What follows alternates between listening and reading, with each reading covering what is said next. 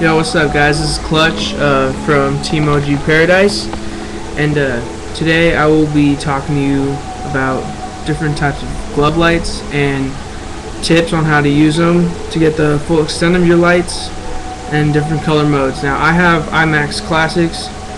It has 12 colors in programming mode and 7 different modes. Right now, I just have 2 colors programmed, but yeah. So first mode is a 3-color strobe. Second mode, first and second.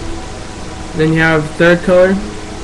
Then just first color, second color, third color. And then the last mode is a stribbing of them all put together really fast, pretty much like a RGB Raven, but with the lights almost like a cop car light.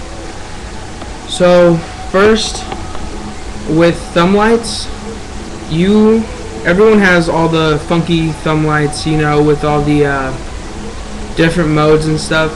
I would suggest what I have, and I found them best, is just regular E-dot thumb lights with closed diffusers, or open diffusers on them. And the reason why I have open diffusers is what you do is you have your light right in your thumb, have the light pointed down. So the light's going down towards this way instead of up like all the rest of your fingers. And what that does is what that does is it projects a light not only on your thumb but down into your palm. So if you angle it just right, you can get a palm light without having to buy a palm light. So a lot of people do that. I haven't seen too many people do it, but you know, that's just another tip. And yeah, that way you don't have to buy palm lights. And then if you want, go with some micro maxes and get the strobes. Second, for your micro maxes, since I've got the classic chips in them, they have the little computer chip button. A lot of them have the computer chip button, but what you want to do is where the button is, place it not on the top but on the bottom of the light, and then have the light on top of your finger. That way when you go down into your palm, let's say you go into a finger roll and you close it, all you have to do is just squeeze hard enough and they turn on. This is with one hand. You can change your modes and everything. Single light, middle light, ring finger light. Easy. And I have E-dot pinkies right now, that's why I'm not showing you. But yeah, so that's just another thing, is have them on the bottom, not on the bottom of your finger, but have the light on top of your finger with the switch on the bottom. So what I have to do is just squeeze it, just lightly. And so that's for turning on your lights. Now when you turn on, if you have lights like mine where you can just easily turn them on, best thing to do with these is when you have them on in the middle of your show, do a finger roll, then click them again. So that way you have different colors every time you do the finger roll. So if you're doing a triple, click, boom, say green, click, blue, click, red. That just adds a way better effect.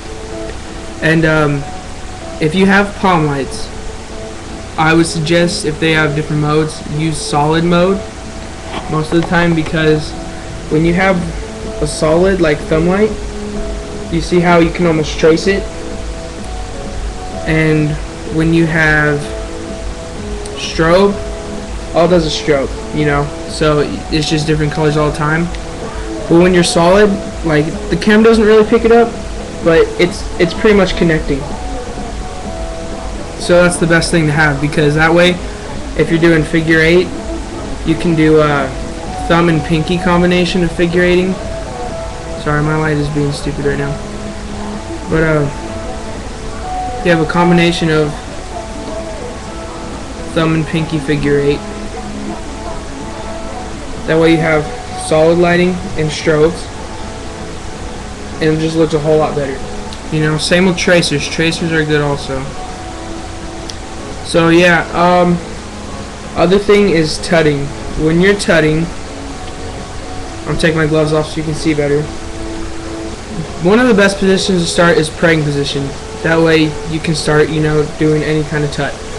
But when you tut, you want to have your fingers like as straight as possible, and keep your thumbs tucked into your hands. That way you don't see them all the time. And try to have the straightest angles of your hands, especially when you go like this. This right here is called chicken feet because it curves like that. You want to have it as straight as possible. Just don't straighten it.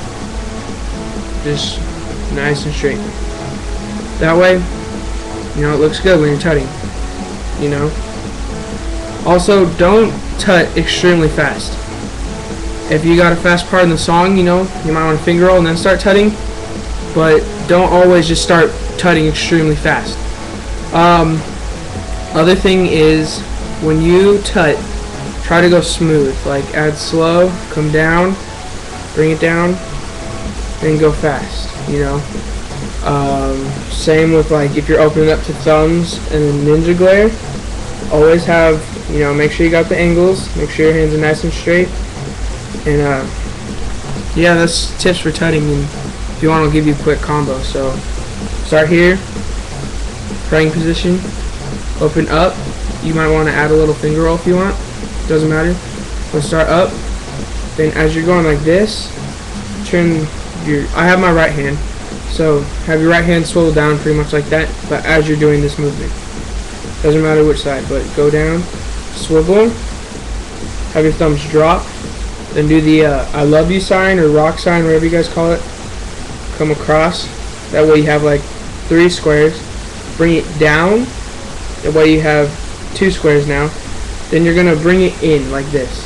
But what you want while you're bringing it in, close everything except for the thumbs. So you look like this. You bring your thumb up, and as you hit, you're gonna drop it down like that. But as you hit the back of your hand, have it explode. Bring it out like that. So you can start from here and then start doing another tut. Okay? So that's tutting, a little tutting combo.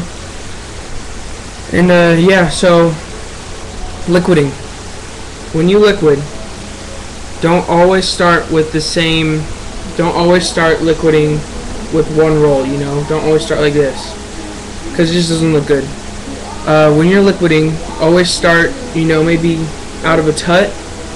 Say you're here, have it come around and open it up out of a finger roll.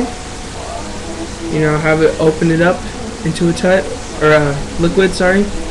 And maybe you got a slow part in a song, like, here, I'll give you an example of one.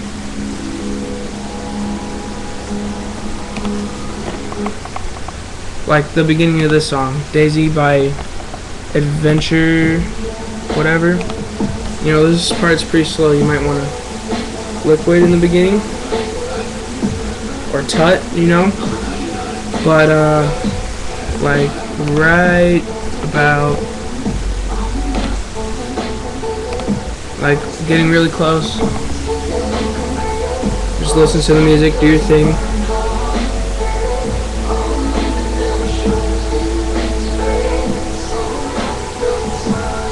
So yeah, when you get slow and you know the song really well, get ready for like right here, slow, then it goes fast.